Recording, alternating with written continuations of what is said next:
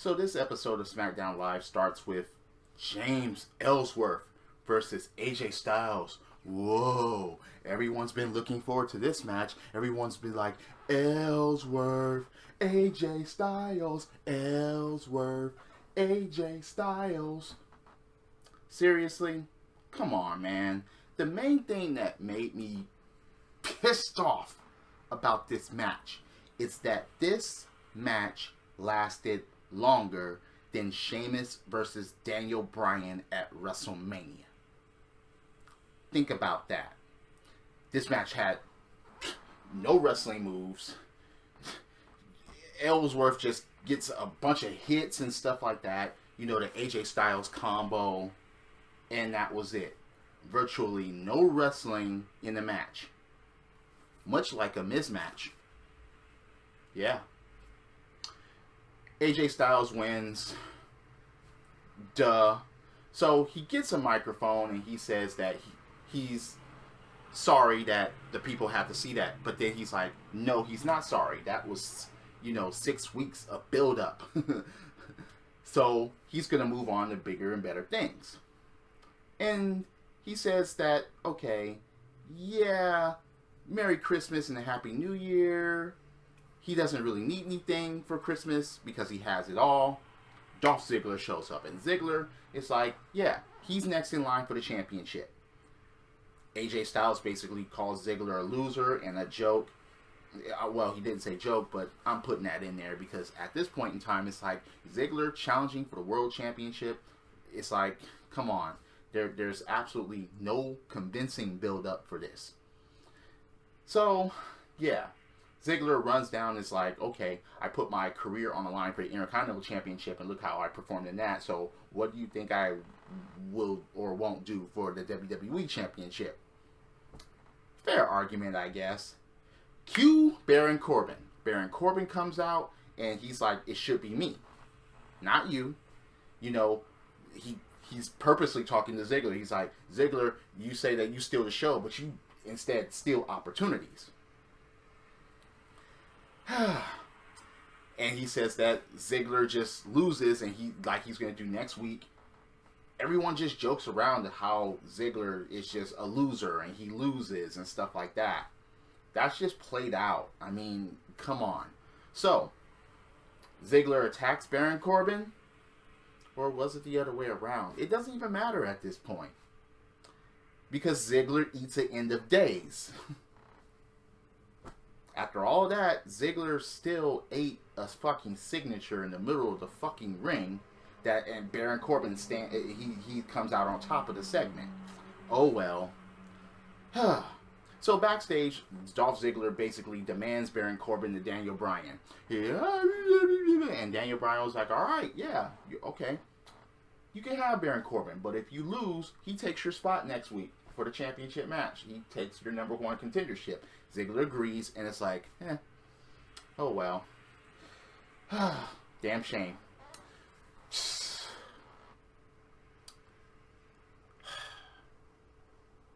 Apollo Crews is already in the ring, jobber entrance. And the jizz comes out with the true Intercontinental Champion, his wife. And it's like, So basically, again, Miz gets out-wrestled in the fucking match. He gets out-wrestled, he gets outclassed. Apollo Crews is basically showcasing at this point, but to no avail. Because it's like, when I'm watching the match, I was like, this is for the Intercontinental Championship, but I was just like, nope, nope. Apollo Crews is not going to win. He's not going to get the title. He's just not.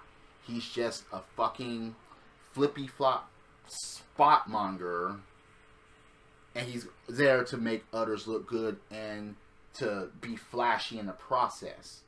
Unless he's facing some type of jobber, he's not going to get anywhere. That's just my opinion. He's just another version of hoorah, hoorah, hoorah, hoorah. Yeah, that fucker. But the funniest thing about this match is that Maurice was about to interfere. She sneaks up and she's about to put her hands around like the face of Apollo Crews, and the referee sees her, catches her in the act, and then kicks her out. Okay, fine. But the stupidest part of the match is the ending. Apollo Crews throws The Miz over him, and the referee was about to get hit by The Miz, so he covers up, thumb in the eye by The Miz, and then dick licking finale. And that's it. After all the things that Apollo Crews did in the match, out wrestling, outclassing, out physical athletic ability, and he still loses by that fucking signature. Basically, a couple of moves were done to him. So, how are we supposed to take Apollo Crews seriously? But the most interesting part is after the match. Renee Young goes to interview The Miz. And she says that The Miz has an obsession with Dean Ambrose ever since, Dean Ambrose pinned him and cost him his shot at the WWE Championship. And The Miz was like, yeah, obsessed? What do you mean obsessed? Yeah, you're the one sleeping with him. And it's like, wait a second here. Aren't you the one that's with Maurice, the one that helps you in just about every fucking match that you have ever since the night after WrestleMania? I don't get that. I don't get the whole situation of this coward, this pussy,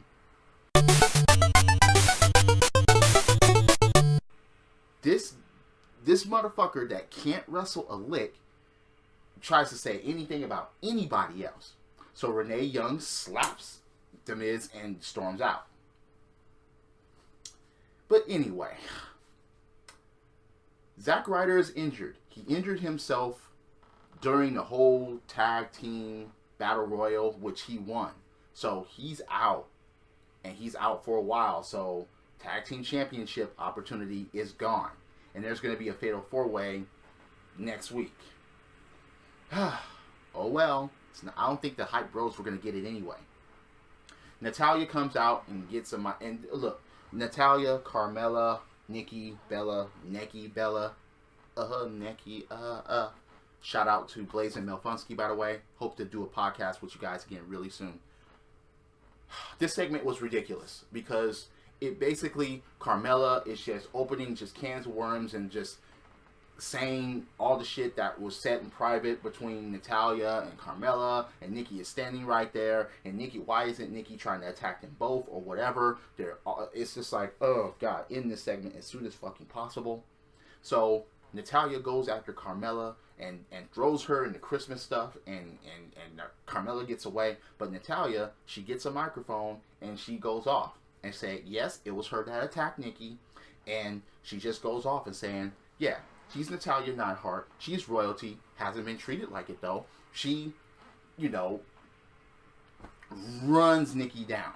As far as saying, yeah, it was because of her beauty and her sister's beauty that they got in and stuff like that. But then she said something that really, really, she's like, yeah, bitch, it was me.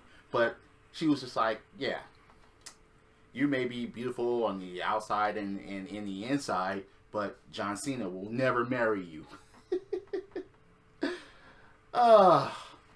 Why is that even relevant to any of this? I can understand mind games and stuff like that, but it's not like it's for any titles. It's just pointless at this time. It's just, goodness. So anyway, Alexa Bliss fakes an injury in front of Daniel Bryan and says that Becky should be punished, and no. Daniel Bryan puts Alexa in a match. Alright, fine. Luke Harper versus Dean Ambrose. It was Dean Ambrose that put out Luke Harper last week for the #1 contendership, and Luke Harper basically outformed just about everybody in that fucking match. I mean, he was 100 times better than The Miz, and he was the best part of the match last week for the Fatal 4-Way match for the #1 contendership for the WWE Championship. He was. But this match, yeah, Dean Ambrose ends up winning. He does. But after the match, yeah, he took an ass whooping. He took an ass whooping by the Wyatts. Well, Luke, Bray, and Randy. But he kind of brought it on himself because he went outside of the ring. He dove through the ropes and he took out Bray and Randy, who were just out there spectating. But you knew that they weren't just going to spectate. Yeah, so, And then The Miz comes out and picks the bones. Dean Ambrose is barely trying to get up. Miz comes down. Dick-licking finale. So, I just hope that Dean Ambrose gets this at this point. Because, fuck, what else are they going to have for him? The Miz is just going to sit on this, and he shouldn't even fucking have it in the fucking first place, but I digress. So, you had La Luchadora versus Alexa Bliss. La Luchadora basically out-wrestles Alexa Bliss and puts on the disarmor and makes Alexa tap. Funny, huh?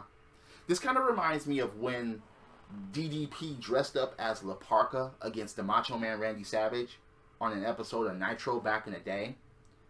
Maybe I'm just old enough to remember stuff like that. But anyway, after the match, Becky Lynch, La Luchadora takes off her mask and it ends up being Becky Lynch.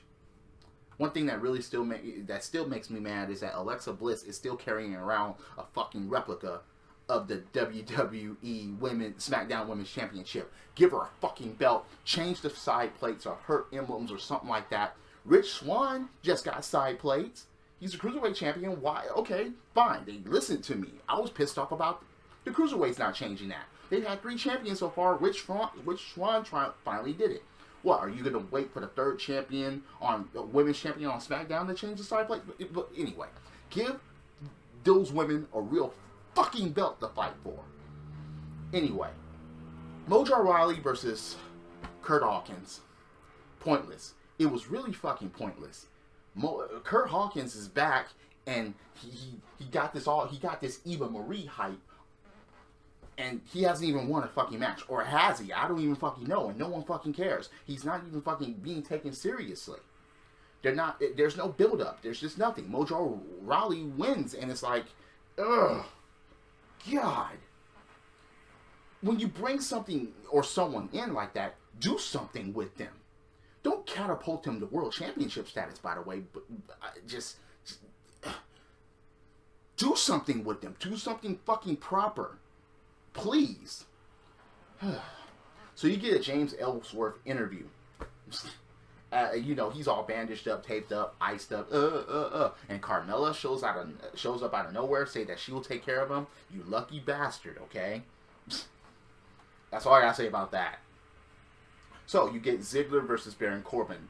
And whoever wins will be in line for a championship match next week against AJ Styles.